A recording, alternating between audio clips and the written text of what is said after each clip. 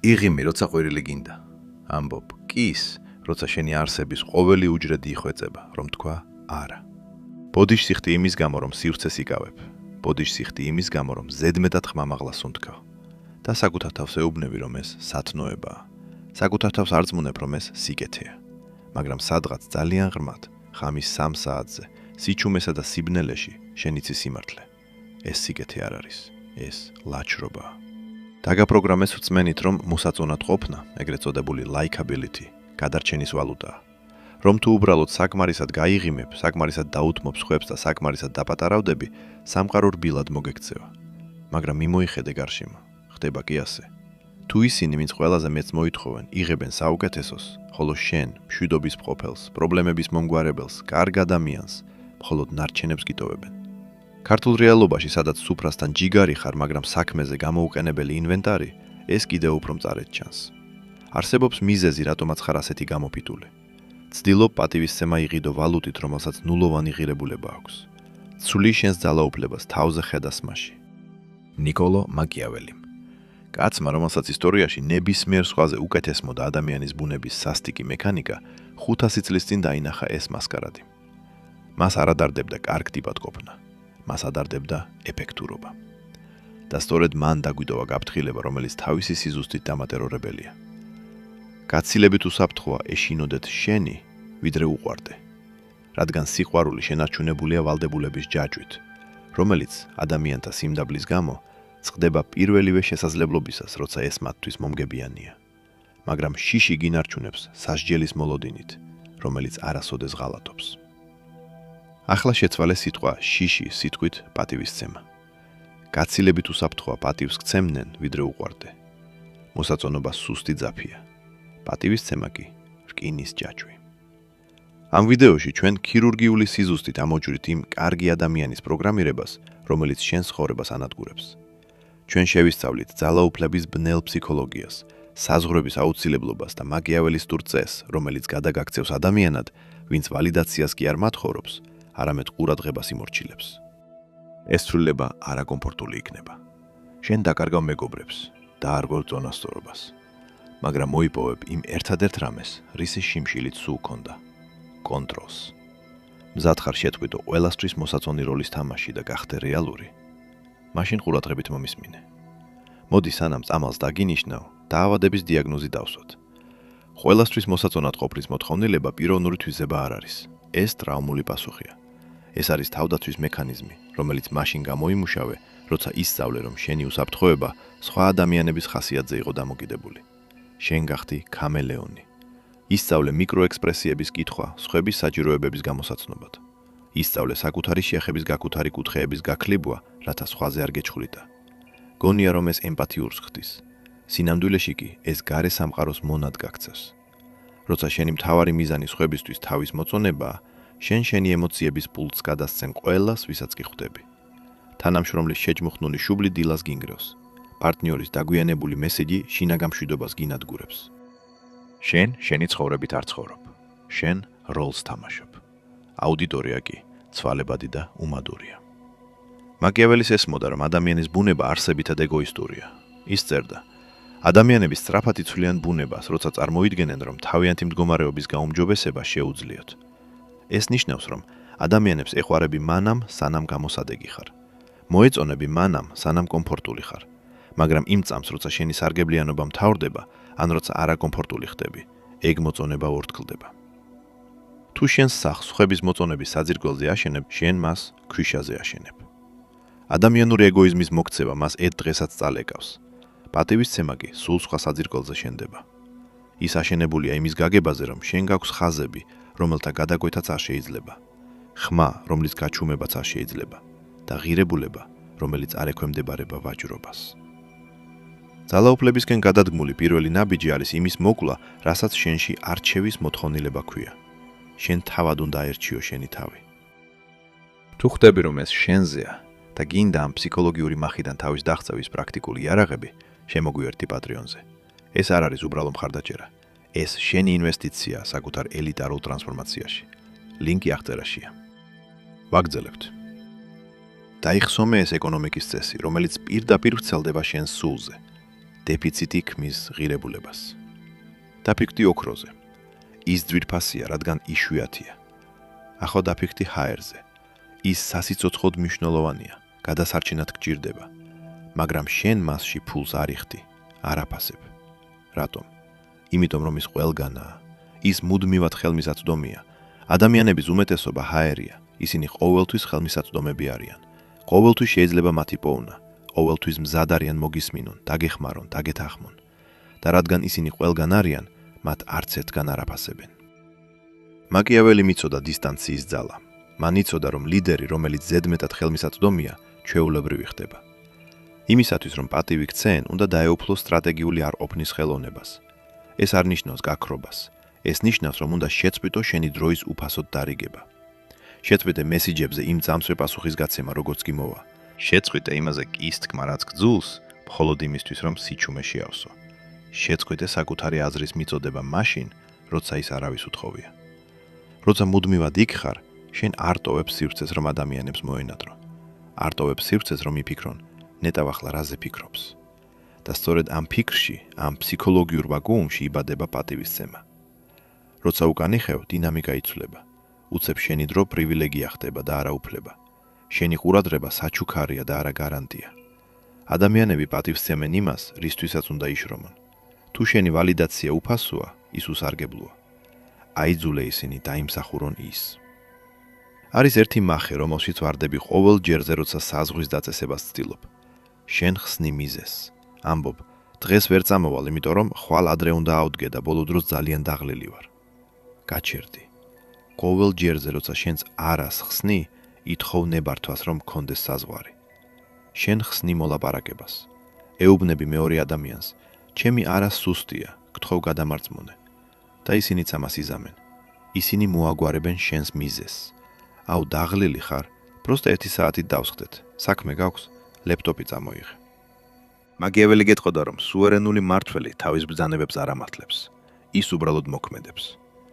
ყველაზე ძლიერი წინადადება არის დასრულებული წინადადება. არა.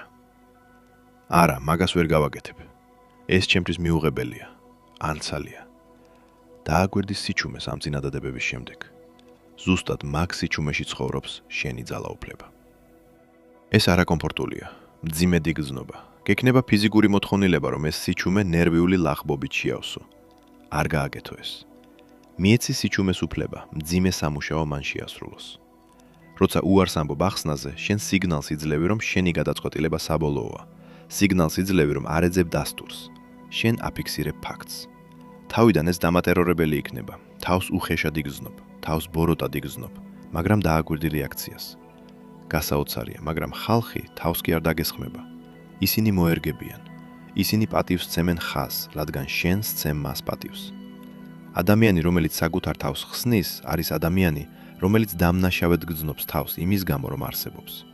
ადამიანი, რომელიც თავის მოთხოვნებს მკაფიოდ აფიქსირებს, არის ადამიანი, რომელმაც იცის თავისი ფასი. მოდი რაღაც მნიშვნელოვანი განმარტოთ. როცა მაკიაველი საუბრობს შიშზე, ან როცა ჩვენ საუბრობთ პატივისცემაზე, ჩვენ არ გულისხმობთ აგრესიას. ბარში მოკვირალ ყველასთან საჩხუბრად გამზადებულ ტიპს პატივს არ სცემენ. ის უბრალოდ დაუცველია. უფროს, რომელიც თანამშრომლებს უკვირის, არ ეშინიათ. ის ზულთ და ზურთს უკან დასცინიან. ნამდვილი მაკიაველისტური შიში რეალურად სიმშვიდეა. ეს არის იმის ცოდნა, რომ შენ საშიში ხარ, მაგრამ დისციპლინირებული. ჯორდან პიტერსონი საუბრობს ამაზე. იდეა, რომ უწკინარი კაცი არ არის კარგი კაცი. კარგი კაცი არის საშიში კაცი, რომელსაც თავისი მონსტრი კონტროლქვეშ ხავს. პატივისცემა მოდის შედეგების მდუმარე დაშვებიდან. ეს არის თვალებში ყურება იმ ადამიანისთვის, ვინც სიტყვა გაგაწყვეტინა და ჩუმად ლოდინი, სანამ ის ლაპარაკს არ მოჩება. ეს არის გარიგებიდან გაქცევა, რომელიც არ გაწყობს, ბრაზის გარეშე, უბრალოდ მარტივი გულგრილობით. ეს არის უნარი, წაიღო შენი ყურადღება და რესურსები იქიდან, სადაც ცუდად გექცევიან. არ გჭირდება კვირილი, არ გჭირდება მუქარა. უბრალოდ უნდა გქონდეს უნარი, გამოიყენო გაქრობის სასჯელი. თუ ვინმე გადაკვეთს შენ საზღვარს, შენ არ ფეთქდები. უბრალოდ უზღუდავ მათ შენთან წვდომას. ხდები უფრო ცივი, ხდები დისტანციური. ურთიერთობა იცვლება. ისინი ძალიან სწრაფად სწავლობენ, რომ შენს უპატივცემულობას თავისი ფასი აქვს. თუ არ არსებობს ფასი, არ არსებობს საზღვარი. თუ ერთსა და იმავე ქცევას 10 ჯერ პატიობ, წმინდანი კი არ ხარ, ხელშემწყობი, ანუ enabler ხარ. შენ წურთნი მათ, რომ ცუდად მოგექცნენ. მაკიაველიმ თქვა, ადამიანებს ან კარგად უნდა მოექცე, ან უნდა გაანადგუროს ისინი, რადგან მსუბუქი წყენის გამო მათ შეუძლიათ შური იძიონ, მაგრამ მძიმე წყენის გამო აღარ. სოციალურ კონტექსტში ეს ნიშნავს, არ იბუზღუნო, არ იწუწუნო, ან მიიღე ადამიანი ისეთად, როგორიც არის, ან სრულად მოკვეთე ის. შუალედური ზონა, სადაც წუწუნებ, მაგრამ მაინც რჩები, არის ადგილი, სადაც პატივისცემა გვდება. რატომ გძნობ საჭიროებას, რომ ყველა საჩვენო ზუსტად რას გძნობ? რაღაც ხდება და შენ რეაგირებ. ტირი, კვირი, ბრას სანთხევ. საზოგადოება გეუბნება, რომ ეს ავთენტურობაა. მაგრამ ძალაუფლების დინამიკის სამეფოში ღია წიგნად ყოფნა არის სისუსტე. თუ ყველა მიცის რა გაბედნიერებს და რა გაბრაზებს, მათ აქვთ შენი მანიპულირების ზუსტი ნახაზი. თუ ვიცი რომ პირფერობა შენზე მუშაობს, მე გფლობ შენ. თუ ვიცი რომ კრიტიკა განადგურებს, მე გფლობ შენ. მაკიაველი ურჩევდა მთავარს, ყოფილიყო წაუკითხავი.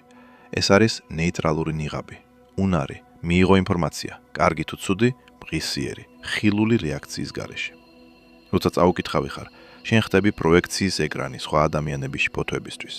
მათ არ იციან სად განან შენთან მიმართებაში, ამიტომ უფრო მეტად ცდილობენ შენზე შთაბეჭდილების მოხდენას. ისინი ზედმეტად ხსნიან საკუთარ თავს. ისინი აჩვენებენ თავიანთ კარტებს, მაშინ როცა შენი დამალულია. ივარჯიშე პაუზაში. როცა ვინმე შეურაცხყოფას გაკანებს, მაშინვე არ უპასუხო. დააპაუზე. შეხედე მას. მიეცი ნეიტრალურ ნიღაბს საშუალება დაჯდეს შენს სახეზე. ეს პაუზა აიძულებს მათ ეჭქვეშ დააკენონ საკუთარი რეალობა. გაიგორავ თქვი, არ ადარდებს, შარში ვარ. ამ გაურკვევლობაში შენ იღებ კონტროლს. შენ აღარ ხარ მარიონეტი, რომელიც ძაფებზე რეაგირებს. დამკვირვებელი ხარ. დამკვირვებელი კი ყოველთვის უფრო მეტ ძალაუფლებას ფლობს, ვიდრე მორეაგირე. ახლა კი აბი, რომლის გადაყლაპაც გაგიჭირდება. ბევრი ადამიანი, ვის სიამოვნებასაც ცდილობ, არ არის კარგი ადამიანი. არც ცუდი ადამიანები არიან. ისინი უბრალოდ ადამიანები არიან. ხარვეზიანები, ეგოისტები, შიშრები და ოპორტუნისტები. მაკიაველის ცინიკური ხედვა კაცობრიობაზე, რომ ადამიანები არიან უმადურები, ცვალებადები, ყალბები, მხტალები და ხარბები, ხშირად განიხილება როგორც ზედმეტად ბნელი. მაგრამ ცდება კი ის, შეხედე შენ საკუთარ ცხოვრებას. რამდენჯერ გაწირე თავი ვინმესთვის, ვინც იგივეს არაზოს გააკეთებდა შენთვის. რამდენჯერ დაიწვი თავი, რომ სხვა გაგეთბოდა, სანაცვლოდ მხოლოდ იმაზე მიიღე პრეტენზია, რომ შენი კვამლი თვალებს ვლავდათ. როცა ფუნქციონირებ მოსაწონად ყოფნის მოთხოვნილებით, შენ საკუთარ სათნოებებს ხვებზე პროეცირებ. ვარაუდობ, რომ რადგან შენ ხარ გულუხვი, ისინიც გულუხვები იქნებიან. რადგან ლოიალური ხარ, ისინიც ლოიალურები იქნებიან. ეს ჰალუცინაციაა. უნდა ჩამოიშორო ილუზია იმისა, თუ როგორები უნდა იყვნენ ადამიანები და იურთიერთო მათთან ისე, როგორებიც რეალურად არიან. ეს არ ნიშნავს, რომ ბოროტდები. ეს ნიშნავს, რომ სტრატეგიული ხდები. წვეთ ქრისგან სისხლის გამოწვევის მოლოდინს. წვეთ ლოიალურობის მოლოდინს არალოიალურებისგან. წვეთ მონაწილეობას ტრანზაქციებში, სადაც იხდის სულით და გიხდიან ყალბი მონეტებით. როცა იღებ ადამიანის ბუნების სასტიკ რეალობას, წვეთ იმედგაცრუებას. წვეთ ამის პირადად მიღებას. რა თქმა უნდა, ეგოისტურად მოიქცა, ეუბნები საკუთარ თავს. სწორედ ამას აკეთებენ ადამიანები. და რადგან მათი ბუნება აღარ განადგურებს, შენ შეგიძლია მათი მართვა. შეგიძლია მანევრირება. შეგიძლია საკუთარი თავის დაცვა. ეს არის ბირთვული ვარიანტი. ეს არის ყოველგვარი ძალაუფლების საბოლოო წყარო. თუ არ ხარ მზად, გაიქცე მოლაპარაკებიდან, ურთიერთობიდან, სამსახურიდან ან მეგობრობიდან, შენ გაქვს ნულოვანი ბერკეტი. ნულოვანი. ყოველთვის ის იგებს, ვისაც გარიგება ყველაზე ნაკლებად სჭირდება. მიზეზი, რატომაც ხარ ჩაკეტილი უპატივცემულობის ციკლებში, არის ის, რომ სასიკვდილოდ გეშინია დაკარგვის, გეშინია მარტოობის, გეშინია სიცარიელის. ამიტომ ებღაუჭები, ითმენ. მაგრამ მაკიაველი გეტყოდა, რომ ციხე-სიმაგრე, რომელსაც ალყის გადატანა არ შეუძლია, უკვე დაცემულია. შენ უნდა ააშენო ცხოვრება, რომელიც საკმარისად ძლიერია იმისთვის, რომ მარტო დადგეს. უნდა მოაშენო ბაღი საკუთარ გონებაში, რომელიც იმდენად მდიდარი, საინტერესო და დაცულია, რომ მასში სხვების ყოლა ფუფუნებაა და არა აუცილებლობა. როცა მზად ხარ წასასვლელად, შენი ენერგია იცვლება. შენ წვეთ წინ გადახლას, უკან იწევი. შენ უსიტყვო დაკომუნიკირებ. მინდა რომ აქ იყო, მაგრამ ამჭირდება რომ აქ იყო. ეს განსხვავება ყველაფერია. გაჭირვება, ანუ neediness არის სიმრავლე. ის აფრთხობს ადამიანებს, ის რთავს მათ მტაცებლურ ინსტინქტებს. ავტონომია მაგნიტია, ის იზიდავს ადამიანებს, ის რთავს მათ სურვილს, იყვნენ რაღაც ძლიერის ნაწილი. როცა აღარ გეშინია ადამიანების დაკარგვის, შენ წყვეთ საკუთარი თავის დაკარგვას. არსებობს განსხვავება ხელსაწყოთ ყოფნასა და ხელოსნად ყოფნას შორის. ხელსაწყოს იყენებენ მანამ, სანამ არ გათხრბება, მერე კი ცვლიან. ხელოსანს ეძებენ, კარგად უხდიან და პატივს სცემენ მისი უნარის გამო. ბევრი ადამიანი ცდილობს სხვებს თავი მოაწონოს იმით, რომ გამოსადეგი იყოს. დაურბიან საქმეებზე, უკეთებენ სიკეთეებს, უგვარებენ პრობლემებს. გონიათ, რომ ეს მათ შეუცვლად ხდის, არ ხდის. ეს მათ საყოფაცხოვრებო ნივთად აქცევს. მაკიაველი კომპეტენციას ყველაფერზე მაღლა აფასებდა. თავარი დახელოვნებული უნდა იყოს ომსა და მმართველობაში. მან უნდა მოიტანოს ღირებულება, ბულება, მაგრამ ეს ღირებულება თავისი პირობებით გასცემ. ნუ იქნები ადამიანი, რომელიც ყველაფერს აკეთებს ყველასთვის. იყავი ადამიანი, რომელიც აკეთებს ერთ რამეს გამორჩეულად კარგად და სთავაზობს მას შერჩევითად. გადაინათვლე მსახურიდან სუვერენამდე. მსახური ელოდება, როდის ეთქვიან რა გააკეთოს. სუვერენი თავად წყვეტს რა გაკეთდება. როცა დახმარება სთავაზობ, გააკეთე ეს სიუხვიდან და არა ვალდებულებიდან. გააკეთე იმიტომ, რომ ასე ირჩევ და არა იმიტომ, რომ გძნობ, ასე უნდა ქნა. იმ წამს, როცა იგრძნობ, რომ შიგნით წყენა თუხტუხებს, ის ცხელი მჭიდრო შეგრძნება მკერდში, გაჩერდი. ეს შენი სხეულია, რომელიც გეუბნება, რომ ზედმეტს იღებ საკუთარ თავზე. ეს შენი სულია, რომელიც გეუბნება, რომ შენ გიყენებენ. მოусმინე მაგ წყენას. ეს ერთადერთი გულწრფელი ხმაა, რომელიც თავში დაგჭა. თუ ამ გზას გახვები, თუ აერჩევ პატივისცემას და არა მოსაწონობას, შენ გარშემო ბრბო შეთხელდება. პარაზიტები ჩამოცვივდებიან, რადგან ვეღარ იკვებებიან. მანიპულატორები წავლენ, რადგან მათი ძაფები აღარ მუშაობს. დაუცველები გაქრებიან, რადგან შენი ძალა მათ სისუსტეს ირეკლავს. და გარკვეული დროის განმავლობაში ირგვლივ სიჩუმე ჩამოვარდება. შეიძლება თავი მარტოსულად იგრძნო. შეიძლება ეჩუ შეგეპაროს საკუთარ თავში. შეიძლება გაიგონო ის ძველი ხმა, რომელიც ჩურჩულებს. იქნებ უბრალოდ ბოდიში უნდა მომეხადა. იქნებ უბრალოდ კარგი უნდა ყოფილიყავი. არ მოусმინო. ეს სიჩუმე სიცარიელი არ არის. ეს არის სივრცე. სივრცე სწორი ადამიანების შემოსასვლელად. ადამიანების, რომლებიც პატივს სცემენ საზღვრებს. ადამიანების, რომლებიც აფასებენ სიმართლეს. ადამიანების, რომლებსაც თანასწორი უნდათ და არა ფეხის საწმენდი. მაკიაველი გადასახლებაში ცხოვრობდა, როცა თავისი უდიდესი ნაშრომები დაწერა. მას ესმოდა, რომ სიცხადე ხშირად მარტოობიდან მოდის. შენ იცვლი კანს, რომელიც შენთვის ზედმეტად პატარაა. ამ მსხრევ ყალიბს, რომელიც შენი უფრო პატარა ვერსიისთვის იყო შექმნილი. ეს არის ფასი, რომელსაც იხდი არსებობის უფრო მაღალ დონეზე გადასასვლელად. შენ ცვლი ყალბი ვალიდაციის იაფფასიან, შაქრიან თრობას საკუთარი თავის პატივისცემის ღრმა მყარკვებაზე. და აი მთავარი შემოbrunება. პარადოქსი, რომელიც მაკიაველი მიცოდა, მაგრამ ხმამაღლა ყოველთვის არ ამბობდა, როცა წყვეტს სხვებისთვის თავის მოწონების მცდელობას, ადამიანის მოწონების მცდელობას, ადამიანები იწყებენ შენ მოწონებას. არა ის ყალბი ზედაპირული მოწონება, რასაც შეჩვეული ხარ, არამედ ღრმა მაგნიტურობა. რატომ? იმიტომ, რომ ადამიანები მოწყურებული არიან რეალობას. მოწყურებული არიან ვინმეს, ვინც სიმშვიდის შესანარჩუნებლად არ ატყუებს. მოწყურებული არიან ვინმეს, ვინც მყარია ამ თხევად სამყაროში. როცა საზღვრებს აწესებ, შენ აიძულებ ადამიანებს თავი უსაფრთხოდ იგრძნონ. მათ იციან სად გახარ. იციან, რომ ფარულად ბოღმას არ აგროვებ. ისინი გენდობიან. ნდობა კი ნამდვილი კავშირის საძირკველია. ასე რომ ირონია ასეთია. ყველასთვის მოსაწონად ყოფნის მოთხოვნილების გაშვებით, შენ ხდები ყველაზე პატივსაცემი და საბოლოოდ ყველაზე მაგნიტური ადამიანი ოთახში.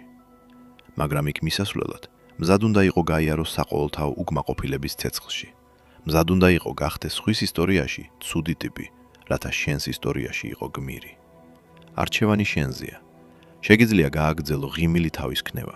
გააგრძელო 1000 პატარა ჭრილობით სიკვდილი იმ იმედით, რომ ერთ დღეს სამყარო მადლობას გეტყვის. აქვე სპოილერი, არ გეტყვის. ან შეგიძლია წამოდგე ფეხზე. შეგიძლია ქვიშაზე ხაზი გაავლო. შეგიძლია მიიღო ეგ შიში. შეგიძლია მოითხოვო პატივისცემა არა ყვირილით, არამედ იმით, რომ გახდე ადამიანი, რომელსაც ფეხს ვერ დააბიჯებენ. მაკიაველი თქვა, ტიტულები კი არ სცემენ პატივს კაცებს, არამედ კაცები სცემენ პატივციტუს ტიტულებს. შენ ხარ ეგ ტიტული. ჯერ საკუთარ თავს ეცი პატივი. თუ მზად ხარ ამ გაცვლისთვის, თუ მზად ხარ დაწვა ვალიდაციის მოთხოვნილება და ააშენო პატივისცემის ციხესიმაგრე, მინდა რომ ეს ახლა დააფიქსირო. უბრალოდ კი არ იფიქრო, დაწერე. ჩადი კომენტარებში და დაწერე. მე ვირჩევ ძალაუფლებას. ეს პატარა ნაბიჯია, მაგრამ ეს არის პირველი ნაბიჯი ბრბოდან ტახტისკენ. და თუ გინდა გაიგო შენივე ფსიქოლოგიის უფრო ღრმა შრეები, თუ გინდა იცოდე რატომ დაგაპროგრამე სისუსტისთვის და როგორ უნდა გადააპროგრამო საკუთარი თავი რომ გახდე ხელშეუხებელი, გამოიწერე ფიორი.